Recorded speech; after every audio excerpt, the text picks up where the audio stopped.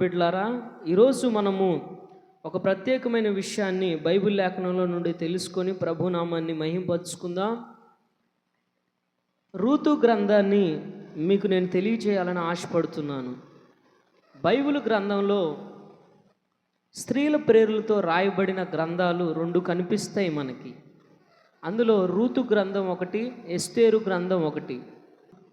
Ruth గ్రంథాన్ని మనం ధ్యానిస్తూ ఉన్నప్పుడు ఎన్నో విలువైన విషయాలు మనం నేర్చుకుంటాం. ఈ రెండు గ్రంథాలు మనకు చాలా ఆత్మీయతను నేర్పిస్తాయి. ఈ రూతు గ్రంథం కుటుంబ వ్యవస్థకు సంబంధించిన గ్రంథం ఇది. ఈ గ్రంథంలో నుండి మనం చాలా ఆత్మీయతను నేర్చుకోగలం.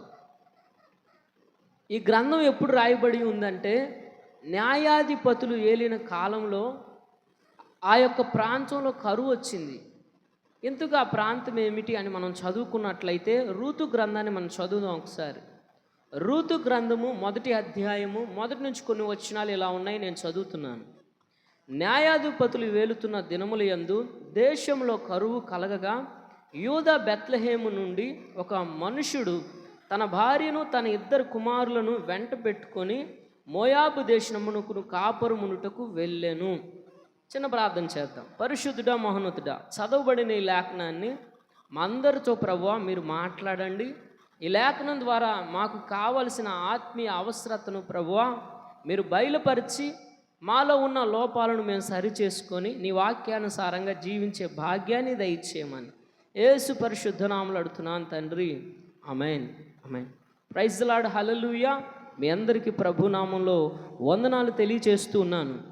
రూతు గ్రంథం గురించి రాయబడిన మాట, న్యాయాధిపతులు వేలుతున్న దినములలో ఆ దేశంలో కరువు కలిగింది.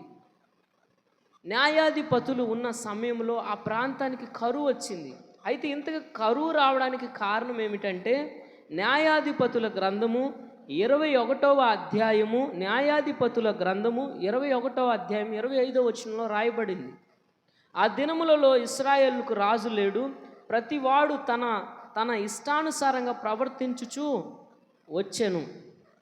ఇక్కడ రాయబడిన మాట ఏమిటంటే, ఆ కాలంలో రాజు లేడు కాబట్టి న్యాయాధిపతులు వేలుతున్న కాలంలో ఇశ్రాయేలు ప్రజలు వాని ఇష్ట ప్రకారం జీవిస్తూ ఉన్నారు.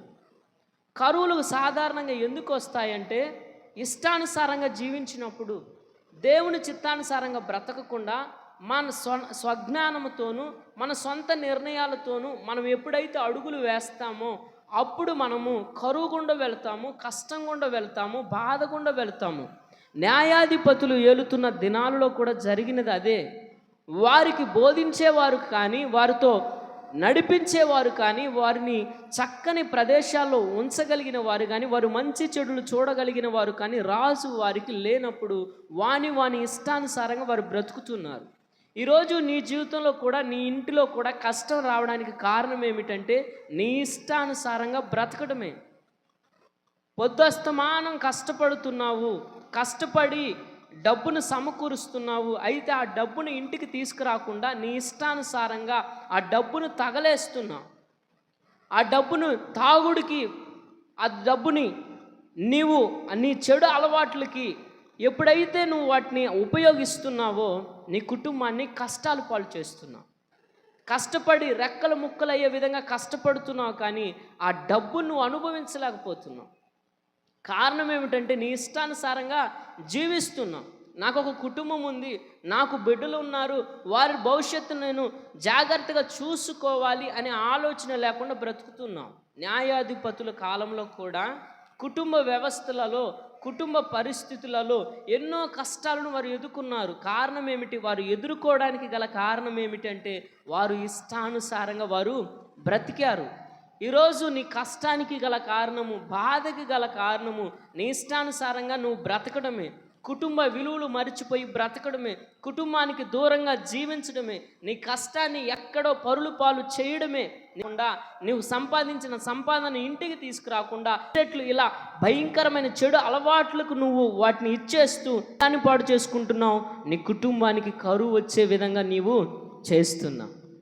అదే పరిస్థితి ఆ రోజు న్యాయాధిపతులు ఏలుతున్న కాలంలో వాని ఇష్ట ప్రకారం బ్రతుకుతున్నారు. ఈ రోజుల్లో స్త్రీలు కూడా కుటుంబంలో వ్యవస్థను గమనించినట్లయితే వారు ఇష్టం వచ్చినట్లు బ్రతుకుతారు. కుటుంబంలో పొదుపు చేయరు. కుటుంబంలో పొదుపు చేయాలనే ఆలోచన ఉండదు. ఇష్టం వచ్చినట్లు వారు ధనాన్ని వేస్ట్ చేస్తారు. ఇంట్లో అవసరం లేని వస్తువులను వారు కొంటూ ఉంటారు. ఇంటిలోనికి పనికిరానివి ఏవేవో తెచ్చిపెట్టుకొని కుటుంబాన్ని ఎంతో కొంత ఆర్థికంగా అణిచేసే ప్రయత్నం చేస్తారు. పిల్లలు కూడా అంతే. పిల్లలు కూడా కుటుంబంలో ఇష్టానుసారంగా బ్రతికినప్పుడు ధనాన్ని వృధా చేస్తుంటారు, సమయాన్ని వృధా చేస్తూ ఉంటారు, కుటుంబ వ్యవస్థ కష్టాలు పాలు అయిపోయే విధంగా చేస్తూ ఉంటారు. అలా కష్టాలు పాలు అయిపోయింది ఆ రోజు న్యాయాధిపతులు వేలుతున్న సమయంలో. ఆ సమయంలో ఒక వ్యక్తి నివసిస్తున్నాడు యూదా బెత్లెహేములో. అతని పేరు ఎలీమెలెక్. ఈ వ్యక్తి బెత్లెహేంలో నివసిస్తున్నాడు. బెత్లెహేంలో నివసిస్తున్న ఈ వ్యక్తి కరువు గుండా వెళ్తున్నాడు. కరువు గల కారణము దేవునికి మాట వినకపోవడం, దేవునికి లోబడకపోవడం, దేవుని చిత్తానుసారంగా బ్రతకపోవడం. ఎప్పుడైతే మనిషి తన ఇష్టానుసారంగా బ్రతుకుతాడో, మనిషి దేవునికి లోబడకుండా బ్రతుకుతాడో, మనుష్యుడు ఎప్పుడైతే దేవుని ఆజ్ఞలను అనుసరించకుండా బ్రతుకుతాడో అప్పుడు కష్టాలు పాలైపోతాడు.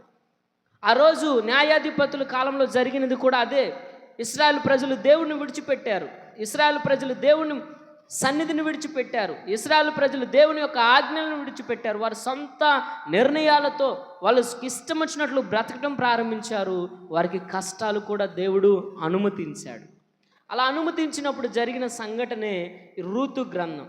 రూతు గ్రంథం మనకి చాలా ఆత్మీయ విలువలు నేర్పిస్తుంది. ఈ రూతు గ్రంథాన్ని మనం ధ్యానిస్తున్నప్పుడు మన కుటుంబాలకు చాలా ఉపయోగపడుతుంది. ఈ రూతు గ్రంథంలో మనకి ఒక కుటుంబం కనిపిస్తుంది. ఒక భార్య, ఒక భర్త, 2 పిల్లలు కనిపిస్తారు. ఈ పిల్లలు యూదా బెత్లెహేము అనే ప్రాంతంలో నివసిస్తున్నప్పుడు కరువు గుండా వెళుతూ ఉన్నారు. ఈరోజు ఈ మాటలు వింటున్న ప్రియమైన దేవుని బిడ్డలారా, నువ్వు జీవిస్తున్న జీవితం ఒకవేళ కరువు గుండా వెళుతున్నావేమో, కష్టం గుండా వెళుతున్నావో, ఇబ్బంది గుండా వెళుతున్నావేమో, అయితే జాగ్రత్తగా విను. ఆ రోజు నీ వలె నా వలె కూడా ఈ యొక్క ఎలీమెలెకు, అదేవిధంగా నయోమి కుటుంబం కూడా వెళ్ళింది. బెత్లెహేం అనే ప్రాంతానికి అర్థం ఏమిటంటే, బెత్లెహేము అనగా రొట్టెల ఇల్లు. సమృద్ధి కలిగిన ప్రాంతం అది. సమృద్ధి కలిగిన ప్రాంతమైన ఆ యొక్క బెత్లెహేమును విడిచి వీరు ఇప్పుడు కరువు తప్పించుకోవాలని మోయాబు ప్రాంతానికి వెళుతున్నారు. మోయాబు ప్రాంతానికి వెళుతూ ఉన్నారు. ఇంతకీ ఎలీమెలెక్ అనే పేరుకు అర్థం ఏమిటంటే, ఎలీమెలెక్ అనే పేరుకు అర్థము ఏలి అనగా నా దేవుడు అని అర్థం. అదేవిధంగా మెలెకు అనే మాటకు అర్థం ఏమిటంటే రాజు. ఎలీమెలెక్ అనే పేరుకు అర్థం ఏమిటంటే దేవుడే నా రాజు. తన పేరులో ఉన్న అర్థం ఏమిటంటే దేవుడే నా రాజు అంటున్నాడు. కానీ తన జీవితంలో ఆ రాజు మీద ఆధారపడలేకపోతున్నాడు. తన జీవితంలో ఆ రాజు మీద ఆధారపడి ఆ కష్టాలు తొలగించగలిగిన దేవుడి మీద ఆధారపడలేకపోతున్నాడు. ఈరోజు ఈ వాక్యాన్ని వింటున్న నీవు కూడా క్రైస్తవుడు అని చెప్పుకుంటున్నావు, క్రీస్తు బిడ్డనని నువ్వు చెప్పుకుంటూ ఉన్నావు. కానీ క్రీస్తు ప్రేమ నీలో కనిపించట్లేదు, క్రీస్తు యొక్క ఔన్నత్యం నీలో కనిపించట్లేదు, క్రీస్తు సహవాసం నీలో కనిపించట్లేదు. ఎలీమెలెకు అంటున్నాడు, దేవుడే నా రాజు. ఆ రాజు కష్టం నుంచి తీర్చగలడని, ఆ కరువులో నుండి బయటికి తీసుకురాగలడని నమ్మలేకపోయాడు. ఈరోజు ఈ వాక్యాన్ని వింటున్న నీవు కూడా ఎన్నో రోజుల నుంచి ప్రార్థనకు వస్తున్నావు, ఎన్నో రోజుల నుంచి దేవుని సన్నిధిలో కనిపిస్తూ ఉన్నావు. కానీ నీ కష్టాలను బట్టి, నీ బాధలను బట్టి ఒకవేళ నువ్వు కృంగిపోతున్నట్లయితే ఎలీమెలెకు పేరుకు తగినట్లు బ్రతకలేకపోతున్నాడు, పేరుకు తగినట్లుగా జీవించలేకపోతున్నాడు. ఈరోజు క్రైస్తవుడు అని పేరు నువ్వు చెప్పుకుంటూ క్రీస్తుకు తగినట్లు నువ్వు బ్రతకపోతే నీ కుటుంబంలో ఖచ్చితంగా కష్టాలు వస్తాయి, బాధలు వస్తాయి, కరువులు వస్తాయి. కారణం నువ్వే. క్రైస్తవుడు అని చెప్పుకుంటూ క్రీస్తువుకు తగినట్లు బ్రతకట్లేదు. ఇశ్రాయేలు ప్రజలు న్యాయాధిపతులు వేలుతున్న కాలంలో దేవుని జనాంగం వారు దేవుని మాట వినలేదు, దేవునికి లోబడలేదు. అప్పుడు వారి జీవితంలోనికి కరువు దేవుడు అనుమతించాడు. ఎప్పుడైతే ఈ కరువుతో అనుమతించాడో, ఈ కరువు నుండి బయటకు వెళ్ళాలని ఎలీమెలెకు బెత్లెహేము నుండి మోయాబు ప్రాంతానికి వెళ్ళాడు. మోయాబు ప్రాంతము శపితమైన ప్రాంతం. వీరి కుటుంబాన్ని ఒకసారి మనం ధ్యానిద్దాం. ఎలీమెలెకు అనే పేరుకు అర్థము దేవుడే నా రాజు అని. మరి నయోమి అనే పేరుకు అర్థం ఏమిటంటే, నయోమి అనే పేరుకు అర్థము మధురమైనది, మనోహరమైనది. వీరిద్దరికి మంచి చక్కని వారి పేర్లకు అర్థం ఉంది. నయోమి అనే పేరుకు మధురమైనది. అయితే ఈ నయోమికి మొదటిగా ఒక కుమారుడు పుట్టాడు. ఆ కుమారుడు పేరు మహ్లోను. మహ్లోను అనే కుమారుడు జన్మించాడు. ఈ మహ్లోను అనే పేరుకు కూడా అర్థం ఉంది. ఆ మహ్లోను అనే పేరుకు అర్థం ఏమిటంటే అతడు వ్యాధిగ్రస్తుడు.